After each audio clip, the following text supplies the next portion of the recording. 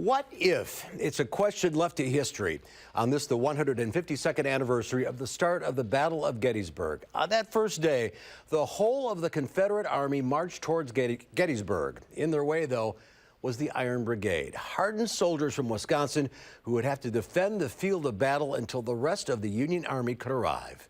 As News 3 reporter Dave DeLozier tells us, without the Iron Brigade, this pivotal battle might have ended differently. There's a feeling here, there's a spirit.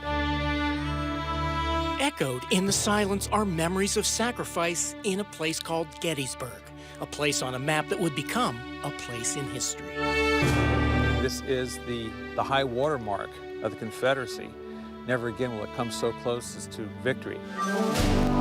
On the first day, the Confederate Army would march on Gettysburg. Standing in their way were men from Wisconsin, but these were not ordinary soldiers. The Iron Brigade was a really unique organization in the Army of the Potomac. The Iron Brigade was made up of hardened soldiers from Wisconsin, Indiana, and Michigan.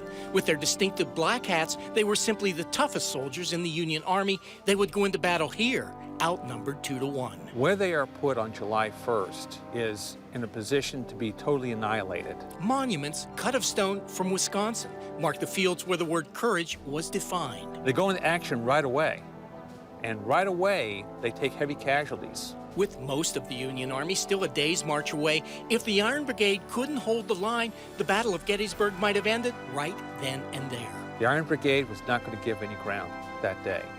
And for the North Carolinians and the Virginians who later faced them, they'll never forget the fight they had with the Iron Brigade that afternoon. The Iron Brigade went into battle that day with 450 soldiers. Roughly 3 in 4 would die, but not before forcing a Confederate retreat, an historic moment involving a soldier from Wisconsin. As the Confederates are now withdrawing back into the woods, scattering all over the place, he raises his hat over his head and says, "Boys, it's a great victory."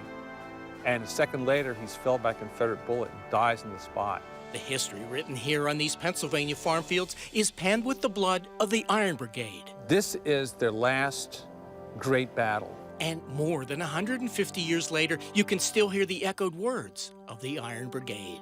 Boys, it's a great victory. Those words keep coming back to me over and over and over again every time I'm out in this battlefield. In Gettysburg, this is Dave DeLozier, WISC News 3.